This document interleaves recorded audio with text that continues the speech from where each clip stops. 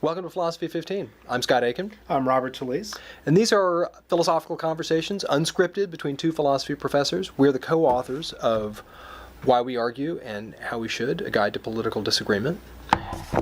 And last time we, again, kind of ran ourselves aground on a philosophical problem.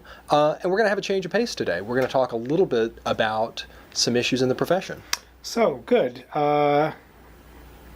I was just at the Eastern Division meeting of the American Philosophical Association, which, for those of you who might not know, this is a pretty major, maybe the major national conference for philosophers in the United States and maybe other parts of North America.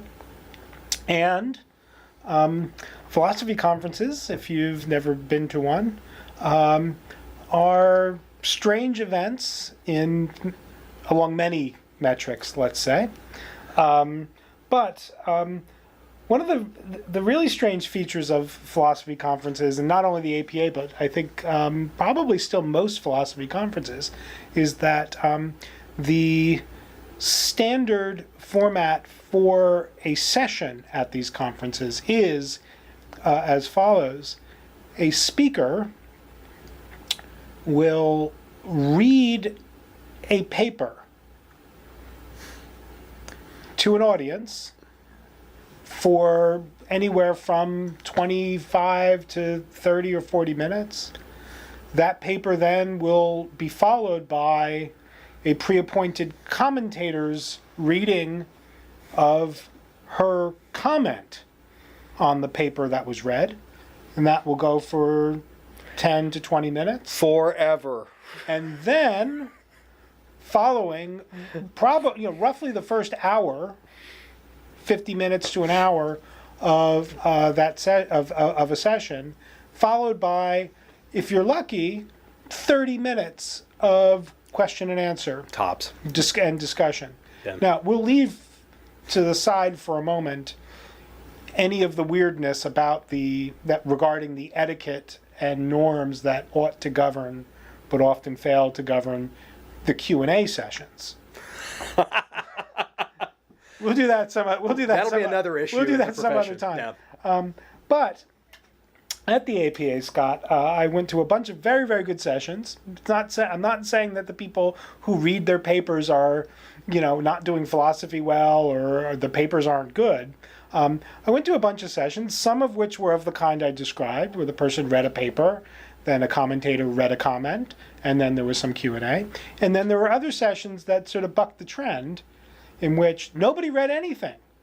People just talked through a presentation. They might have written a paper, but then they spent their 25, 30 minutes just talking it through. Maybe the content of the talk wasn't all that much different from what the paper would have said had they read it, but they just orally presented the ideas and the argument without reading.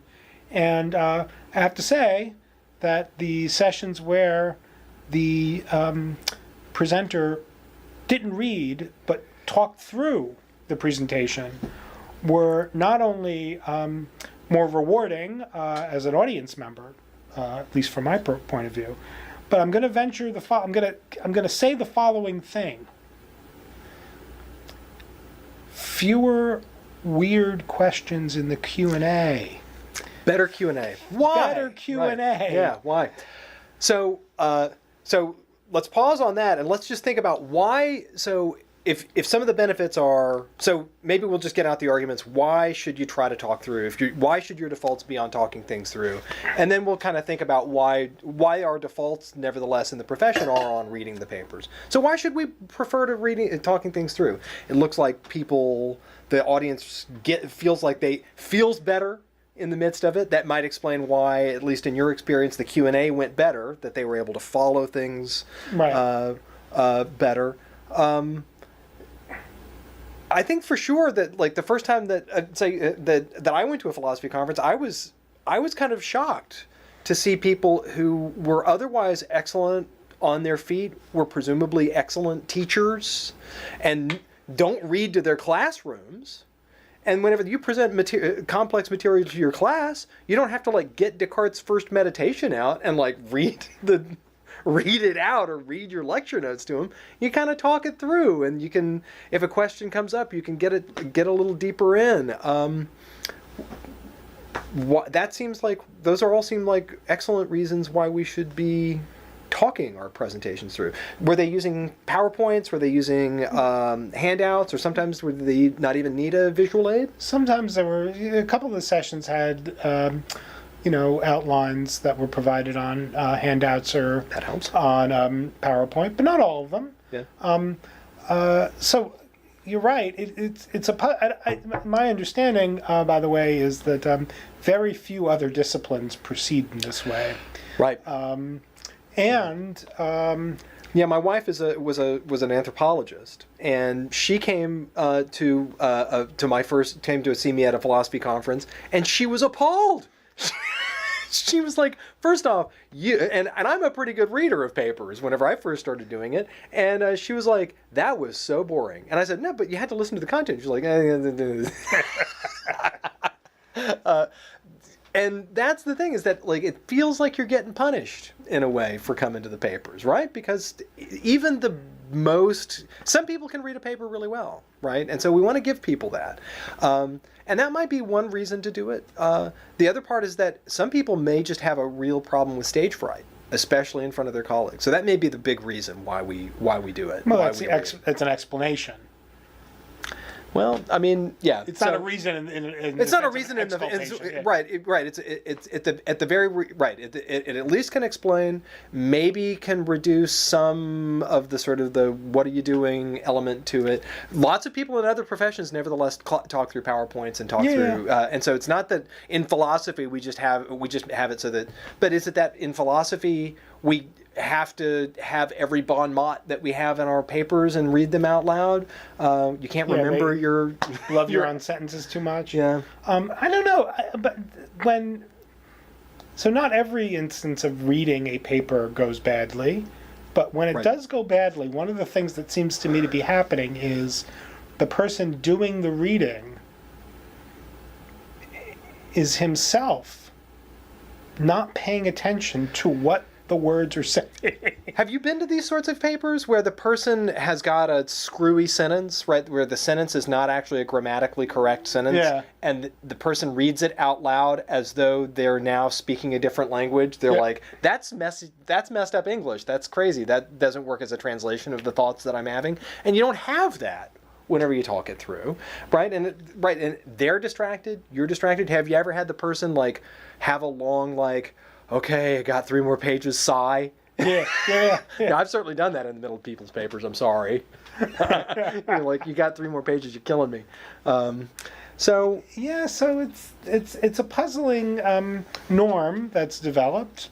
Not sure what the right account is of its genesis, but it doesn't seem to me to be there are many good reasons for continuing it as the norm. Right. Now, it might be the case that, your paper, you might be working on some very subtle bit of exegesis of Hume that turns on, 3 different passages from different works where you have to really just get things just so. Right. Still, it seems to me. Still, if it's philological, maybe, right? Or if it's like a really detailed feature of a logical proof where it looks how you order the knots and the alls or something like really that really matters, and so doing it by the fly is maybe not going to work. But that's what handouts for. That's what handouts are for. Or a PowerPoint, where you've got the principle where and you've got the only put in exactly the right place. Yeah, right. So that seems right. So let me say one thing that I also think is one of the costs of the norm of reading to our colleagues. I also think that it's we are needlessly abandoning lots of opportunities to speak without a script to an audience that is ready to follow what we're saying. giving up those opportunities.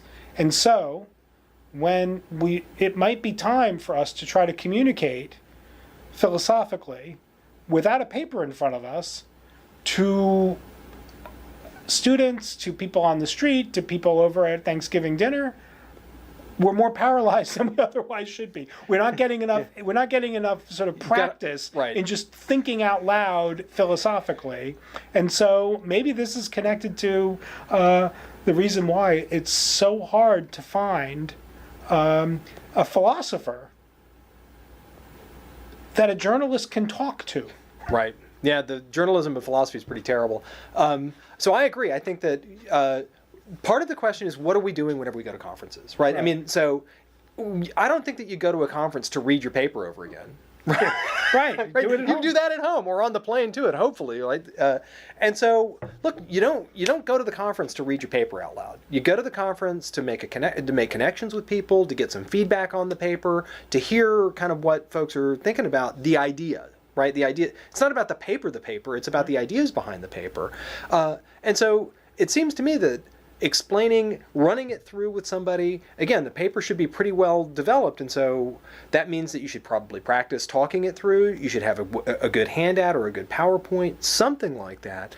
And you're there to, like, again, if you're at the conference to network, if you're at the conference to get good feedback, the best ways to do that are to teach people about the issue and about your view, and you can do that because you do that in all of the classes that you always teach, right? And then the other part is that if you're spending your time looking down at a paper instead of looking into the eyes of the people that you're wanting to communicate this to, you're not going to be actually making the connections to begin either. So it looks like all the reasons why we go to conferences actually get defeated by reading the paper. Yeah, that seems right. And maybe we should also mention that Yes. maybe some of the disciplinary norms for being in the audience of a paper need to be loosened a little bit. Maybe we should just say, let's pledge as a profession for philosophy conferences. When a person is not reading but talking through, nobody during the Q&A gets to call them out on a scope ambiguity. Right.